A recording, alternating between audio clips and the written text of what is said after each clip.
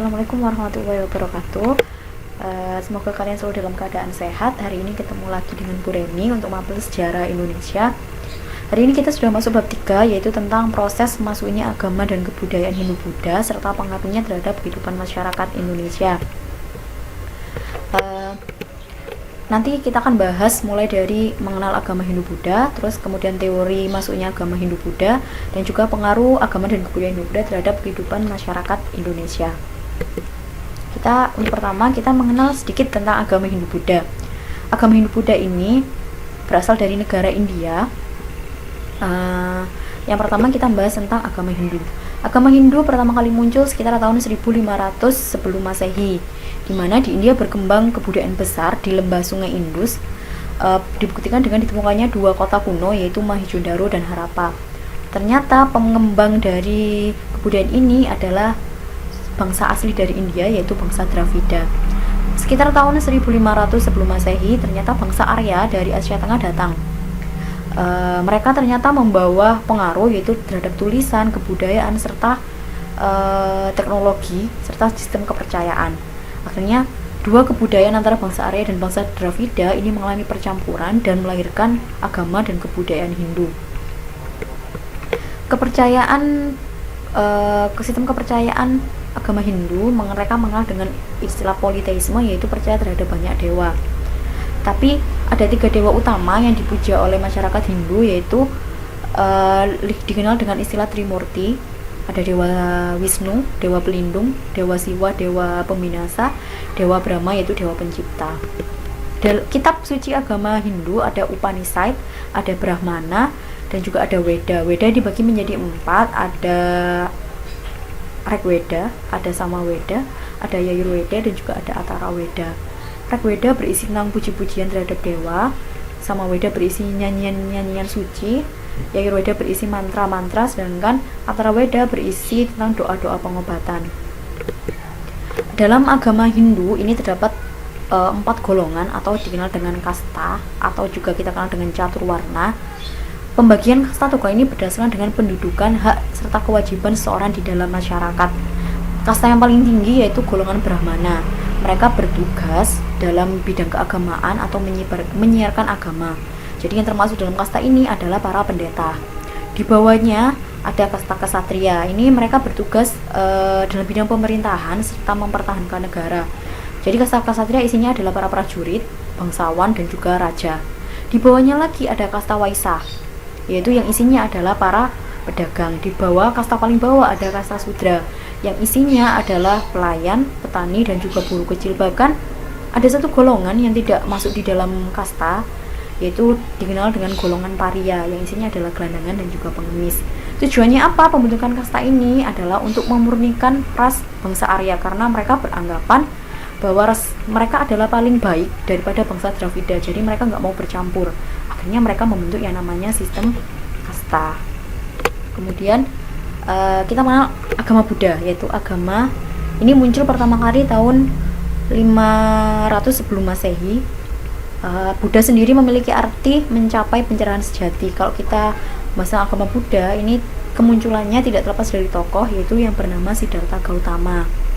Di dalam agama Buddha ada kitabnya, yaitu Tripitaka, yang artinya 3 keranjang. Ada Vinaya Pitaka, ada Sutta Pitaka, dan juga ada Abhidharma Pitaka.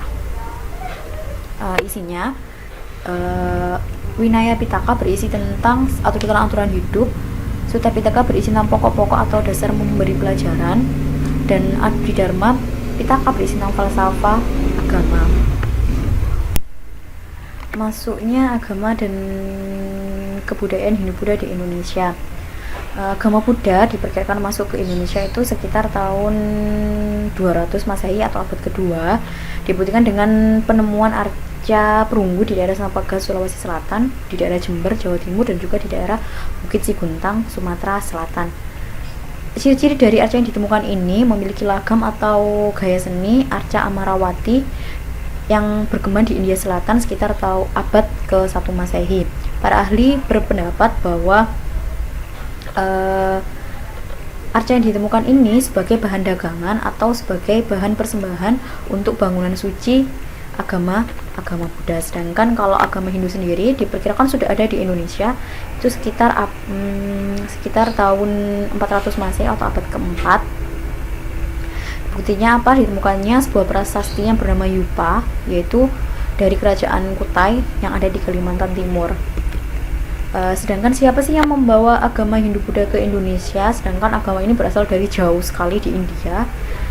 Para ahli memiliki beberapa pendapat atau hipotesa tentang siapa sih sebenarnya yang membawa agama ini ke Indonesia. Yang pertama, ada yang namanya teori Brahmana, dikemukakan atau dicetuskan oleh Van Leeuwen. Berpendapat bahwa yang memiliki peranan besar terhadap penyebaran agama Hindu Buddha di Indonesia adalah dari kasta Brahmana. Kenapa mereka bisa sampai datang ke Indonesia? Karena mereka diundang oleh penguasa lokal di Indonesia yang tertarik terhadap agama Hindu. Teori ini memiliki kelebihannya yaitu yang bisa mempelajari kitab Weda atau menguasai kitab Weda adalah golongan Brahmana. Jadi mereka mungkin yang bisa menyebarkan agama Hindu, dan juga ditemukannya prasasti-prasasti di Indonesia yang berbahasa Sanskerta dan juga huruf Palawa. Sedangkan huruf ini adanya di dalam kitab Weda. Kelemahan dari teori ini yaitu dalam ajaran Hindu kuno itu ada pantangan atau larangan bagi kaum Brahmana untuk menyeberangi laut atau meninggalkan tanah air mereka. Jika ini dilakukan, mereka akan kehilangan hak atas kastanya. Untuk yang kedua, teori ada kesatria, yaitu dikemukakan oleh C.C. Burke, di mana kasta kesatria lah ya yang membawa agama Hindu ke Indonesia. Jadi ceritanya di sana ada peperangan, di India ada peperangan, mereka yang kalah perang akhirnya melarikan diri ke Indonesia. Akhirnya sampai di Indonesia mereka membentuk koloni baru.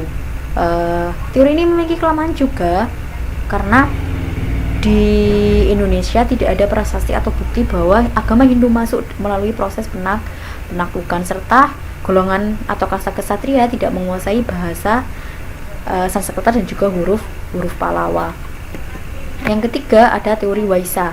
Jadi dikemukakan oleh N.J. Krom mengatakan bahwa kasta Waisa lah yang memiliki peranan paling besar dalam menyebarkan agama Hindu di Indonesia, karena kita ketahui bahwa semenjak abad ke-1 sudah ada jalinan perdagangan antara India dan juga Indonesia. Jadi para pedagang ini selain beragam, ternyata mereka juga menyebarkan agama yang mereka anut. Teori ini juga memiliki kelemahan.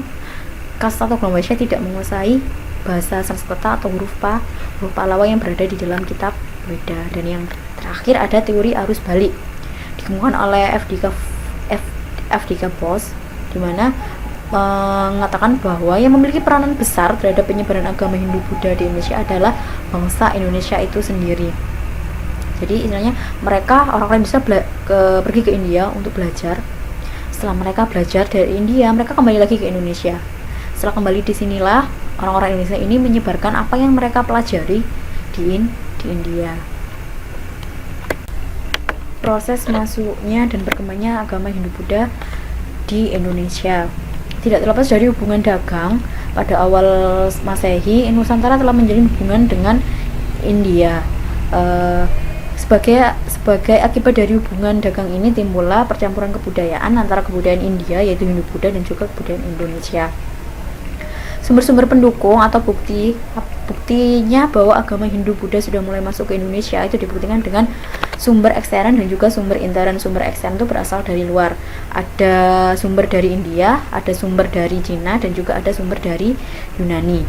Sumber dari India ada dalam kitab Jataka dan juga Ramayana. Di dalam kitab Jataka disebutkan Swarna Bumi, Pulau Emas.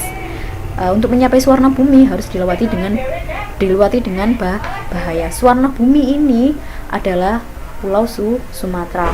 Sedangkan dalam kitab Ramayana disebutkan kata Jawa Dipa, Pulau Padi, dan juga Swarna Bumi, Pulau Emas. Jawa Dipa diduga sebagai Pulau Jawa dan Swarna Bumi diduga sebagai Pulau Sumatera. Sedangkan dalam sumber dari Cina, perjalanan seorang pendeta Buddha yaitu Fahin yang melakukan perjalanan ke Yapoti, yaitu sebuah kerajaan yang kita kenal nanti adalah kerajaan Tarumanegara. Sedangkan dalam sumber dari Yunani itu ada buku Geographicae yang dikarang oleh Claudius Paterculus. Di dalam buku itu dikatakan Ibadio. Ibadio memiliki sendiri artinya adalah Pulau Jelai atau Pulau Padi. Ini jadi merujuk terhadap Pulau Jawa. Sedangkan sumber intern dari bukti-bukti bahwa agama Hindu Buddha masuk Indonesia itu mulai dari adanya prasasti, kitab-kitab kuno, serta bangunan-bangunan kuno yang ada di Indonesia.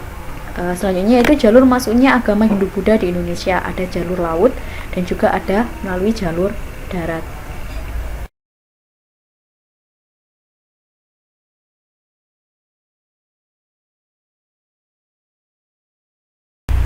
Tadi materi dari Bu Reni.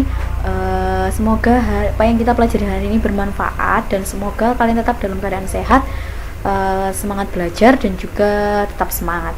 Bu Reni akhiri, assalamualaikum warahmatullahi wabarakatuh.